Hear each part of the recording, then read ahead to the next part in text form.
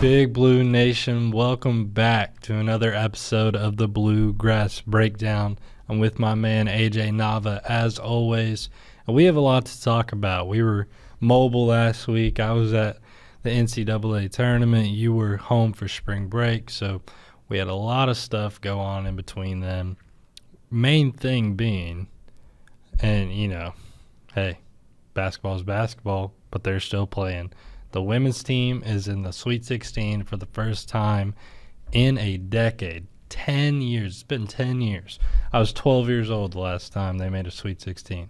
Think about crazy. that for reference. I didn't think about it like that. I know. That's 10 years relatively doesn't seem like a crazy long time, but when you think about it like that, I don't know. I think in terms of college standpoint, years you need to be decent in a row. 10 years is a long time to fall off. That's a long stretch. Yeah, but we got to touch on Kenny Brooks because he, I know last year probably didn't end how he wanted it to with Georgia and missing that last second layup and not making it to the Sweet 16. But now you're here. You beat West Virginia, came up clutch late. Although, I thought Tiani Key would probably be in highlight reels for the next 10 years if she would have made that shot when she got her ankle snatched. But you know what? The ball didn't go in, and that's all that matters. No. Kentucky escaped West Virginia with a 74-73 win. And now they got the Texas Longhorns coming up, AJ. Man. So early thoughts on that game. I know they played already this season. Lost by double digits, but it was a close game throughout. So just your early thoughts on that matchup. Yeah, I remember that Texas game well. I heard from a lot of my family members in Texas like, hey, horns up, baby. Wildcats down. What are y'all doing? But that was a long time ago. It was a different team. It was a short rotation. It was mostly a six-man lineup that entire game, except for the 4 minutes that KK Carroll was in there. So that was a long time ago. You can learn a lot in a month and a half. You can learn a lot in a month and a half. I will say, though, that was one of Kentucky's worst games in terms of the way Texas shut them down offensively. I remember that both teams got out to a really insanely slow start in like the first quarter. I mean, wasn't the score like 8-6 it was or something like that? Low. It was historically low. It was bad. And the worst part that Toni Morgan, she really didn't do anything in terms of point guard play. She only totaled 4 assists that game. Yeah, she's usually in the 9-10 area. In recent, she's been around the 12-13 mark. Exactly. But that's recent. This Texas game, that 4 assists, that was a long time ago. So I think they're a much better team now, obviously. First Sweet 16, that's a huge emotional bump, and they have girls on that team that are used to March Madness play now. Tiani Key, Clara Strack, girls who are ready for the challenge that this Sweet 16 will bring on. So I think they have a good chance. I will say, just like in my watching of the team, I think you have those people who haven't been in the moment yet really get like comfortable. Like I feel like Asia Boone's a name to note. I feel like when you see minutes out of like Lexi and out of KK, like they look like established. They don't look how they did earlier in the season, maybe. You know what I mean? Oh, okay. Now yeah. So like maybe like you're saying that month and a half break, maybe they've learned a lot. You've had SEC tournament games, national tournament games, especially in enemy territory where you're not playing with the most amount of Kentucky fans or anything like that. That's an understatement. They were West Virginia chants that entire last 2 minutes of that game. Yeah, they had to fight through a lot to get there, but they did. And now, like, you look at the matchup tomorrow with Texas, like, it's in Fort Worth. It ain't no, like, little neutral ground where it's like, you may have 50-50 fans. Like, no, it's a 3-hour drive from Austin to Fort Worth. Right, there's about to be a lot of burnt orange in that. They're going to travel for sure for that one. 100%. Hoping, personally that the season doesn't end, but very well could. Yeah, I have too much fun covering this team of course. For it to so end. Do you have any sort of like prediction in you, or is it that time of year where you're kind of like, hey, let's see what happens? I mean, I have stuck to my philosophy of in March, anything can happen. That's true. Otega Owe can hit a 45-foot bomb from half court. Exactly. Anything can happen. But what I think will most likely happen is Kentucky will make it to the Elite Eight come Saturday. Heck yeah, man. I think so. I think Amelia Hassett is going to have a great game shooting night. Texas, horns down. No, horns down. Bah. You know I'm an OU football fan, so it's satisfying to do that. Yeah. How many more days until I can do that? I don't know. Until college football season? Oh, it's coming. It's a while. We got spring football coming up, though. We have a one game. We do. So it's about, I think, let me think, like 2 weeks away. I believe it's April 14th. I don't want to misspeak, but I believe that's when it is, and I'll be there covering that. I'm excited. Can't wait. But, yeah, man, I mean, Texas is a tough team. They're one of those deep SEC brutes that are deep. And you know, I will say, like, there's not a time and a place where you really see, like, two top SEC teams meet, like, unless it's, like, LSU, South Carolina, like, deep in the tournament in the Final Four or whatever it is. So this is unique. This is once in a lifetime. It'd be great to see Kenny Brooks go back to the Elite Eight. The last time he reached the Sweet 16, he went to the Final Four. So that's proof in the pudding right there. Heck yeah. We'll see if he can get him back. And since we're on the topic of looking a little forward, there's a chance for Kentucky meets Louisville in the Elite Eight. Isn't that crazy? Man. If Louisville can get past Michigan? Man, oh man. We'll have to see. That would be exciting. Definitely have to be an ESPN game. I think they can't get away with putting this on ESPNU anymore, my man. Nuh-uh. Getting tired of it. Yeah, you got the neighbors going at it. That's like you're looking through the blinds like, oh, honey, the neighbors are fighting again. Like, that's what it's going to be like in the Elite Eight if Kentucky meets Bill. Well, unfortunately, we had to talk about the men's team. Their season came to an end against the Iowa State Cyclones. I was there, and, you know, the first half was very promising. Although they were down by 1, you knew Iowa State had some momentum. But Kentucky got out to a hot start. And when it's a 1-point game, you can be like, you know what? We lost the last couple of minutes, but it's anyone's ball game. That would not be the case. It was the largest blowout since the 1950s in Kentucky tournament history. There's been a lot of those moments where we've brought up stats that this is the worst loss or the worst margin or blah, blah, blah, blah, blah since then. And it's been a reoccurring theme this year. I'm completely done with looking back and making excuses and talking about last season. And I feel like Mark Pope is as well. We saw a huge move go out. We heard about it, I believe, back in like early March about Keegan Brown and how he may be stepping in, worked with Pope at BYU, and now he's officially been hired on at Kentucky as the director of roster management, which, you know, a lot of people joked around like director of roster management. That sounds like a general manager, but I don't know if you can label it as GM, but, you know, he's going to be doing data analysis, focusing on player personnel, player development, all the things going down the line, NIL. So this is a good hire for Kentucky. I think of all times you needed it now. After the absolute chaos that was this season's roster, you need someone who is specifically designated to making sure stuff like that doesn't happen again and making sure, especially with the recruiting going on, which has been a flat nothing so far, it's time that you get your roster construction in order. And this is the first step to it. Exactly. And, I mean, I will say, like, I know that I talked about it earlier in the week on another podcast, but I feel like Mark Pope really had all the tools coming into this season. Like, I feel like you had the blueprint from year one. You had all the NIL money that you could wish for. Yeah, you had $22 million in tools. Yeah, he had all the tools coming in. And, I mean, unfortunately for him, I feel like he made some mistakes. And, you know, Andrei Yelovich said it more, like he's going to get criticized. Well, we're here to criticize him because that's our job.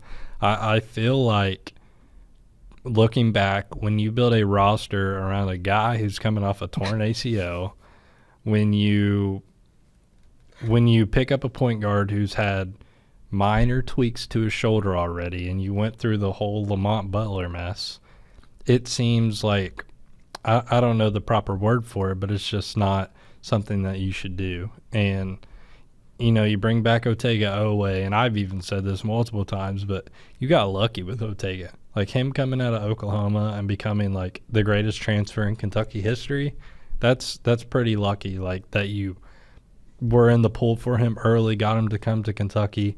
These 2 years from Otega, without him, I wouldn't know what Kentucky basketball, I don't know what state that it would be in right now. So it's frustrating looking back for sure, and I know a lot of people, especially fans, are upset with the standard that Kentucky basketball is. And I personally took a lot of, like, I don't like that type of thing when Pope went on a show and was bringing up John Calipari's last 4 years and compared his winning percentage to the first 2 years. And I was just like, how about we look at Calipari's first 2 years here and compare them to your first 2 years? You know what I mean? And stuff like that has really bothered me. And, like, you talked about recruiting, and you were just like, we haven't seen anything, but he's telling us it's okay. We don't have to worry on that front. Maybe we're overreacting. Maybe the fan base is impatient. Who knows? But that's just my thoughts as of right now. Sorry, Kai. I don't mean to laugh, but 5 minutes ago you said you're done looking back on the season and talking about it.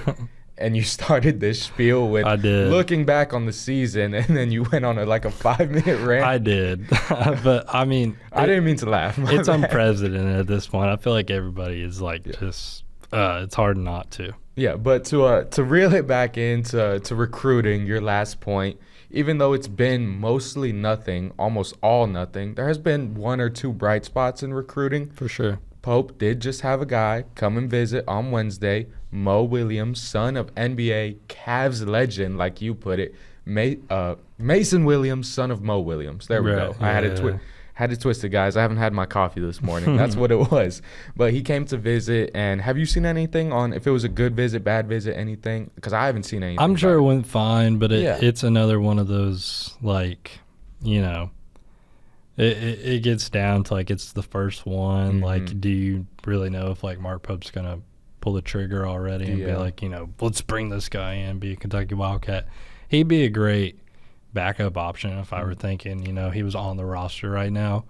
On the bright side, steps are in motion. Yeah, steps are in motion. It's finally starting, and what could be the next step is maybe looking at a guy who just entered the transfer portal. Yes, sir. That would absolutely boost Kentucky fandom around here and give Mark Pope, a little break from all that bad mojo he's been having. Yeah. Son of Kentucky legend. So how do you pronounce his first? Nazir Muhammad? I'm pretty Nazir. sure, yeah. I think it's Nazir. Either or. You know what? Hope he's a Wildcat. I try hard with my journalism. I really do. But so Mr. Muhammad, his son, Sir Muhammad, has just entered the transfer portal. He's done with Notre Dame, or he plans to enter the transfer portal. Mm-hmm. Averaged 5 points, 2 rebounds, and assists. He's a point guard, and you know how much trouble we had at the point guard position this year. Need one of those. That not only could help in the backup point guard position, but also boost Kentucky fandom, like I just said, and that would be a huge, huge boost for everyone, just around the staff, teammates, fans, Pope, everything. For sure. Things are in motion in recruiting. You know how things go with the Kentucky off seasons, man. We've already seen a whole bunch of stuff come out, and half of it's rumors, half of it's not true, but everyone's still posting about it. We've heard rumors about Jamal Crawford coming in and being a coach, and I thought that was the most random thing ever. I thought that was hilarious. There's some validity there, but from the big dogs that have been talking about it, will it actually happen though? Probably not. We have no idea what Mark Pope's doing behind the scenes. Like I said, he told us not to worry. So I'm going to take his word for it, and I'm not going to worry. But I think a lot of people have really pinned this down to two things, because seeing the departure of Jason Hart, we kind of, when he leads recruiting with Stokes and Dink, we kind of get the notion okay, maybe one of these guys is out, maybe one of these guys is in. Don't want to say who yet, but we have to go forward and hope you land that guy. Like, if you don't get that guy, the number one player in the country, like, you better hope that the fan base doesn't do something crazy and, slander you online for the next year, because I think everyone wants that guy in Lexington right now. And like you said, it would completely erase the notion that, like, Mark Pope can't recruit or Mark Pope can't get the big guys to Kentucky anymore. And I think that's a main thing that people have been pressing on the last couple of weeks. Like, land Tyrone Stokes, man. I'll take you one step back. You said Mark Pope said it's going to be fine, so you're going to trust him.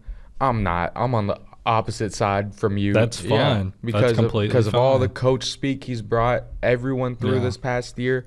He's going to have to – actions are going to have to speak louder than words in my book. They're going to have to this offseason before I can start being comfortable with what Mark Pope says to the media. And I will bring this up because I know we posted about it this morning, but talking about, like, what a former Kentucky coach is saying with John Calipari, he brought up, how about this?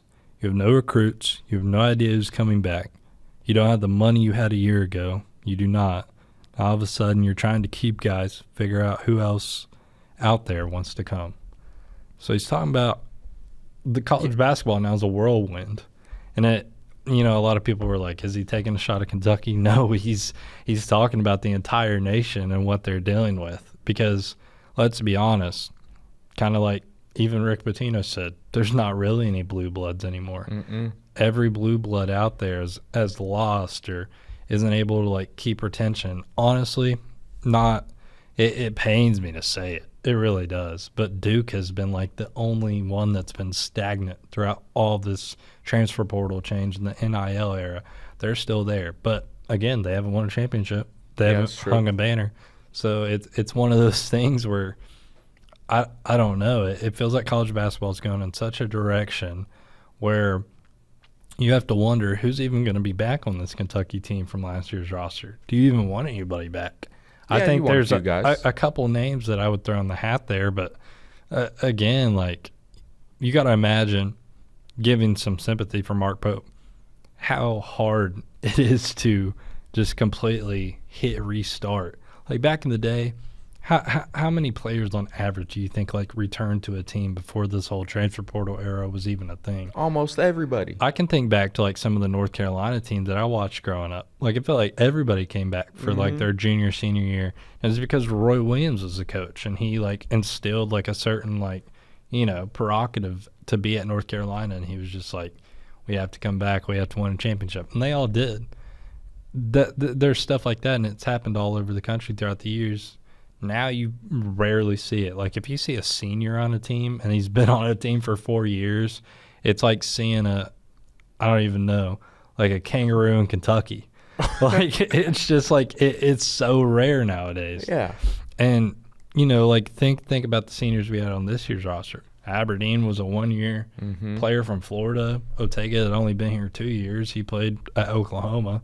So it's just a weird dynamic that we're dealing with in the sports today, and I don't know. It like you're saying, it's a hard thing to deal with, but there's not any steps being taken yet. We have no idea. Like, I could guarantee maybe 3 guys are back, and that's it. I hate being in this limbo area when we're just waiting. I hate that so much. Yeah. It just irks me. Like, I want, I feel like the kid from The Incredibles, What are you waiting for?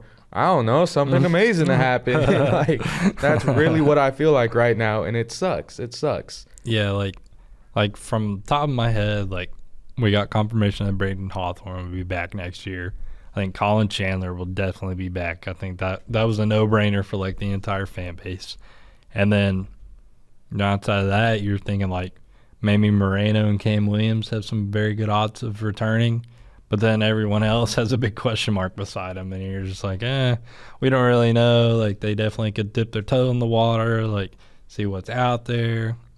But Mark Pope's saying he's focused on retention, so we'll see how many guys believe in him and end up coming back. I think more guys are gone than more are staying. I think so. I think that's my little 2 cents. That's my little personal prediction. Nothing wrong with that. I do want to ask you, though, real quick before we talk about the sports going on right now, but I mean, I started this off saying, like, I think Mark Pope had all the tools.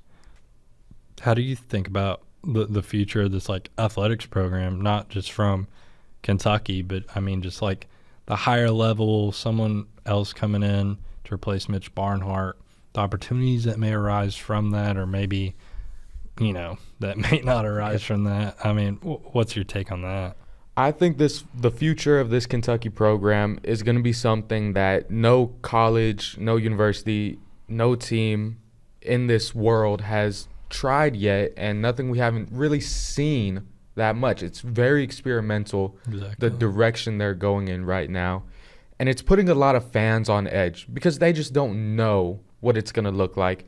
All they know is how much money is being poured into it. And Right. that, you know, obviously makes tensions rise. You see the number and you're like, wow. Yeah, you see the number. You know, you see the companies involved. And you see, oh, Mitch Barnhart, he's getting paid this much to sit on a rocking chair and eat hay. You remember that quote? Yeah. Yeah, but I think everyone should stay patient. I'm going to stay patient and see what this is going to look like, because it looks like, in my eyes, from what I've read, seen, researched, and it's a lot of paperwork to go through to find out what's going on.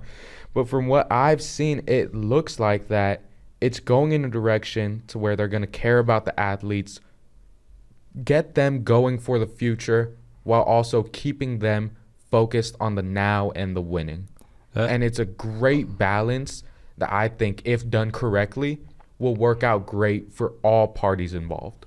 That's a great point. I feel like, too, like, another avenue you could take is, like, you know, unfortunately, if this year doesn't go how a lot of people are expecting, you know, Mark Pope's on the hot seat before we even enter the season.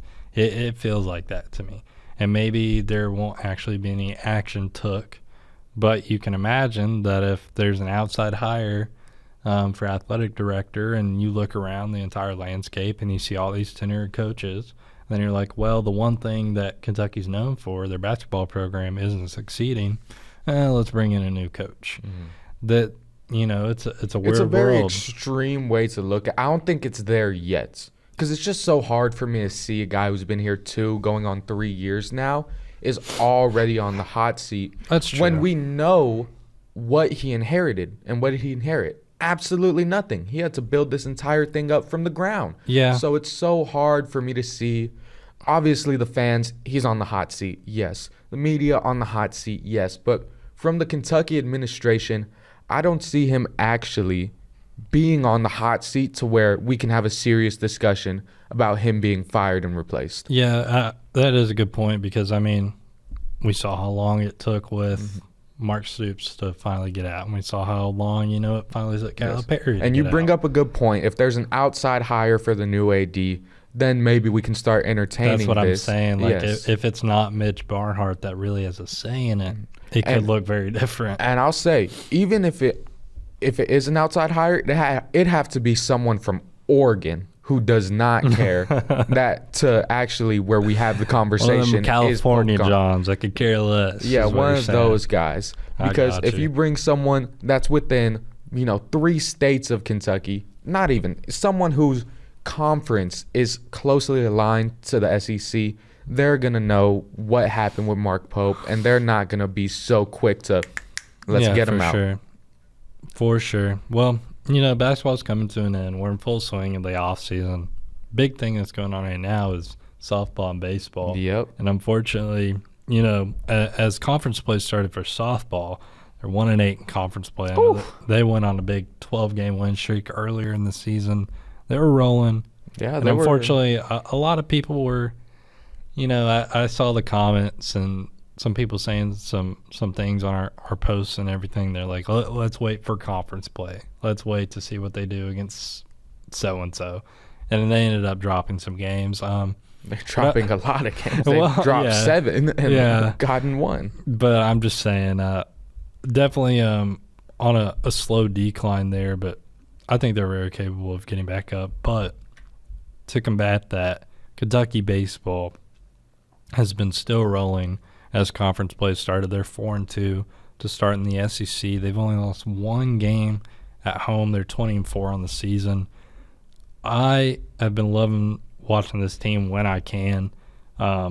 Unfortunately, I haven't been like last year where I'm going to like every series, every game or anything like that. You got work, we get it. But I'm going to some coming up, and man, I'm excited. I've heard a lot of people talking about how much Ethan Hendel's improved, and I know since Tyler Bell's been back from his injury that he's been doing his thing. I understand the pitching is insane. They have a very solid rotation.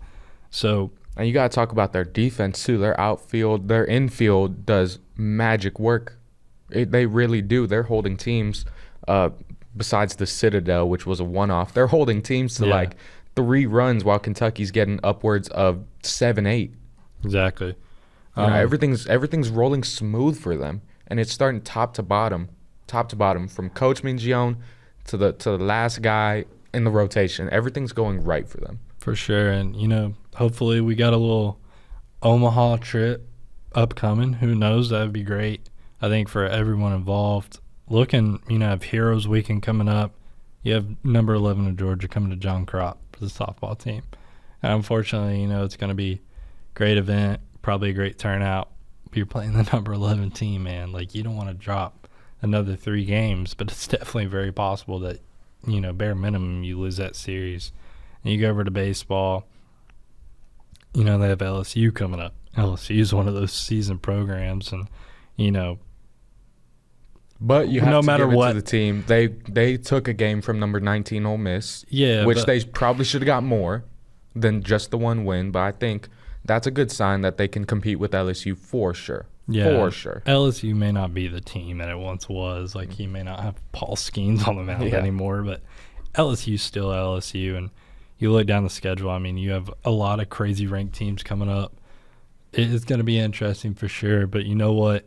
Hopefully it starts warming up. Hopefully we can go out to John Crop and go out to Kentucky Proud Park and just, see what these teams can do and see how far they can really make it. Yeah. I'm covering the Mizzou game the Mizzou series for us. Heck yeah. I really hope it's warm. I don't want to be up in that press box with my jacket on. Hopefully it's not raining, man. Hopefully, man.